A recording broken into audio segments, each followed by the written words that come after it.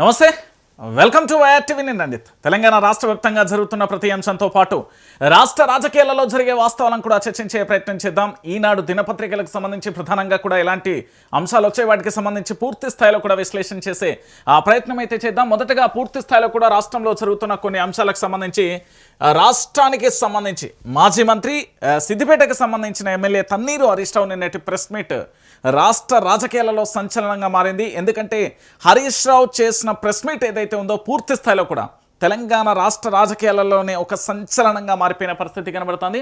ఒకసారి చూసే ప్రయత్నం చేద్దాం. జాబ్ క్యాలెండర్ ఇవ్వలేదు కానీ స్కామ్ క్యాలెండర్ ఇచ్చిండు అంటూ నిన్న హరీష్ రావు ఒక బాంబే పేల్చిన పరిస్థితి అయితే కనబడుతుంది. ఒకసారి చూద్దాం. ప్రభుత్వంలో నెలకోసారి స్కామ్ చేశారు.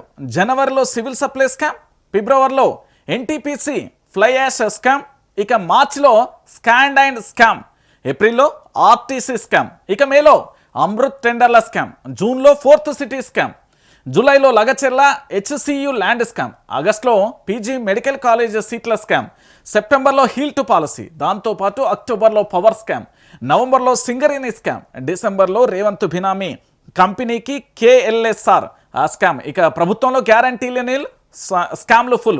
ఆ స్కామ్ క్యాలెండర్ విడుదల చేసిన మాజీ మంత్రి తన్నీరు హరీష్ రావు అంటూ కూడా చూడొచ్చు. సో మొత్తానికి రాష్ట్ర వ్యాప్తంగా కూడా ఈ అంశం చర్చనీయాంశంగా మారుతున్న పరిస్థితి అయితే కనబడుతుంది. ఏంటంటే కాంగ్రెస్ పార్టీ అధికారంలోకి వచ్చిన తర్వాత వాళ్ళు ఇచ్చిన హామీ ఏమని చెప్పిల్లంటే నిరుద్యోగులకు సంబంధించి ఏడాదికి 2 లక్షల ఉద్యోగాలు, దానితో పాటు జాబ్ క్యాలెండర్, దాంతో పాటుగా ఖాళీలకు సంబంధించి పూర్తి స్థాయిలో కూడా భర్తీ చేస్తాం, వాటన్నింటినీ కూడా నిరుద్యోగుల ముందు పెడతామని చెప్పిళ్ళు.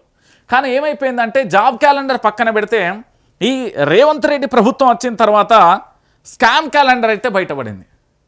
అది ఏకంగా బీఆర్ఎస్ పార్టీకి సంబంధించిన సీనియర్ నేత మాజీ మంత్రి తన్నీరు హరీష్ రావు బయట పెట్టడం రాష్ట్ర రాజకీయాలలో ఇప్పుడు సంచలనంగా మారిపోయింది. ఒక్కొక్క నెల ఒక్కొక్క స్కామ్. ఇక చూడురి, కాంగ్రెస్ పార్టీ వచ్చింది ఇందిరమ్మ రాజ్యం కోసం, ప్రజల అభివృద్ధి కోసం, రాష్ట్ర అభివృద్ధి కోసం ఎక్కడ కూడా కనిపించే పరిస్థితి లేదు. ఇందిరమ్మ రాజ్యం కాదు, ఏది కాదు, పూర్తి స్థాయిలో కూడా ఒకటే అంశం. ఇక్కడ కనబడే ప్రతి అంశాన్ని కూడా చూడండి. జనవరిలో సివిల్ సప్లై అంటూ పూర్తి స్థాయిలో కూడా చూస్తున్న పరిస్థితి అయితే కనబడుతుంది. ఇక్కడ జరిగే ప్రతి అంశాన్ని కూడా ఒకసారి అబ్జర్వ్ చేయండి. ఎందుకంటే జనవరిలో సివిల్ సప్లై స్కామ్ అంటూ, ఫిబ్రవరిలో ఎన్టీపీసీకి సంబంధించి ఫ్లై యాష్ స్కామ్ అంటూ పూర్తి స్థాయిలో రాష్ట్రంలో జరుగుతున్న ప్రతి స్కామ్ను కూడా ఇక్కడ ఒకసారి మాజీ మంత్రి తన్నీరు హరీష్ రావుకు సంబంధించి నిన్న పూర్తి స్థాయిలో ప్రెస్ మీట్ పెట్టిన తర్వాత ఈ అంశాన్ని తెర ముందు పెట్టడంతో ఒక్కొక్క నెలలో ఒక్కొక్క రకమైన స్కామ్ జరిగింది. కానీ ఇక్కడ రాష్ట్రంలో ఉన్న నిరుద్యోగులకు మాత్రం జాబ్ క్యాలెండర్ అయితే ఇవ్వని పరిస్థితి కనబడుతుంది. కాంగ్రెస్ తన చరిత్రలోనే ఒక్కొక్క నెలలో ఒక్కొక్క స్కామ్ చేసింది అంటూ పూర్తి స్థాయిలో కూడా తన్నీరు హరీష్ రావుకు సంబంధించి పూర్తిగా కూడా ఒక సంచలనమైన విషయాన్ని అయితే బయటపెట్టిన పరిస్థితి అయితే కనబడుతుంది. సో మొత్తానికి 12 నెలల కాలంలో 12 రకాల స్కామ్ రేవంత్ ప్రభుత్వం చేసింది అంటూ కూడా పూర్తి స్థాయిలో కూడా చెప్తున్న పరిస్థితి కనబడుతుంది. అయితే ఇక్కడ ఒక నిమిషం మనందరం కూడా ఆలోచించాల్సిన విషయం ఏంటంటే రాష్ట్ర ప్రభుత్వం అధికారంలోకి వచ్చిన తర్వాత, అది కాంగ్రెస్ ప్రభుత్వం అధికారంలోకి వచ్చిన తర్వాత ప్రజలకు 6 గ్యారంటీలు, 13 అంశాలు, 420 హామీలను పక్కన పెడితే పూర్తి స్థాయిలో రాష్ట్ర ప్రజలను మాత్రం ఎప్పటికప్పుడు కూడా మోసం చేస్తూ పూర్తి స్థాయిలో ప్రజలను ఇబ్బంది పెట్టే పరిస్థితి అయితే ఉంది. ఇక్కడ రాష్ట్రానికి సంబంధించిన 6 గ్యారంటీలు, 13 అంశాలు, 420 హామీలను అమలు చేయకపోగా రాష్ట్రంలో పూర్తి స్థాయిలో కూడా ఏ ఒక్క వర్గానికి న్యాయం చేయలేకపోగా, దాంతోపాటు ఇంకొకటి ఏంటంటే రాష్ట్రానికి సంబంధించి పూర్తి స్థాయిలో ఇటు కాంగ్రెస్ పార్టీ అంటే సొంత పార్టీ అంటే నిజమైన కాంగ్రెస్ అంటే అసలు కాంగ్రెస్ నేతలు కూడా తిరగబడుతున్న తరుణంలో వాళ్ళకు కూడా న్యాయం చేయలేని పరిస్థితిలో రేవంత్ రెడ్డి ప్రభుత్వం ఉంది.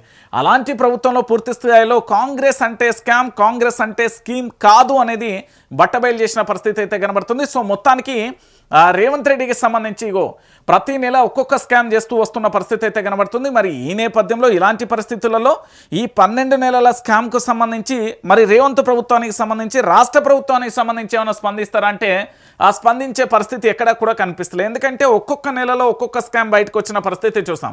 మరి ఈ స్కామ్ల ఆధారంగా పూర్తి స్థాయిలో ప్రజలందరూ కూడా ఆలోచించాల్సిన విషయం ఏంటంటే ఇప్పుడు మున్సిపల్ ఎన్నికలు కానీ దాంతోపాటు జిహెచ్ఎంసీ ఎన్నికలు కాడ ఉన్న పరిస్థితి కనబడుతుంది. సో ఇలాంటి పరిస్థితులలో ఈ స్కామ్లకు సంబంధించిన విషయాలు కూడా బయటపడ్డ పరిస్థితి అయితే కనబడుతుంది. మరి దీని మీద ప్రభుత్వం ఏమన్నా స్పందిస్తుందా, మా దగ్గర స్కామ్ జరగలేదు అని, లేకపోతే ఇతరత్ర ఏమన్నా ఆలోచిస్తారా అనేది మనం వేచి చూడాలి. ఇంకొక విషయం ఏంటంటే ఈ స్కామ్లకు సంబంధించి ఏదైతే ఉందో ఈ స్కామ్ల మీద పూర్తి స్థాయిలో కానీ ఈడీ కానీ సిబిఐ కానీ ఖచ్చితంగా తెలంగాణలో ఒక ఎంక్వైరీ చేయాలి. ఎందుకంటే సుమోటోగా కేసులు ఎట్లయితే తీసుకుంటారో సుమోటోగా కూడా దర్యాప్తులు మొదలు పెడితేనే ఈ తెలంగాణలో రేవంత్ రెడ్డి ప్రభుత్వానికి సంబంధించి తెలంగాణ ప్రాంత ప్రజలకు పట్టిన ఏదైతే తుప్పంతా వదిలిపోతుంది. ఎందుకంటే ఈ రాష్ట్రంలో పూర్తి స్థాయిలో కాంగ్రెస్ పార్టీ, నేను కాంగ్రెస్, మా అయ్య కాంగ్రెస్, వాళ్ళయ్య కాంగ్రెస్, మాది వారసత్వ కాంగ్రెస్, ఈ కాంగ్రెస్ పంచాయతీ అంతా తెలంగాణలో పూర్తి స్థాయిలో కూడా మనం ప్రాలదోలాల పరిస్థితి ఉంటుంది. కూకటి వేళ్లతో వీటన్నింటి కూడా బయటికి పడేయాల్సిన పరిస్థితి అయితే ఉంటుంది.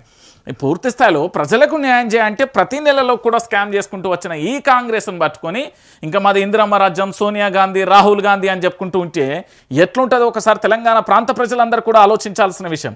ఇక ఎందుకు నేను ఈ విషయాన్ని చెప్తున్నానంటే 12 నెలల కాలంలో 12 రకాల స్కామ్ చేసిన కాంగ్రెస్ పార్టీని పూర్తి స్థాయిలో కూడా మనం ఇంకా నెత్తి మీద పెట్టుకుంటే మన జీవితాలను కూడా ఆగం చేసే పరిస్థితి అయిపోతుంది.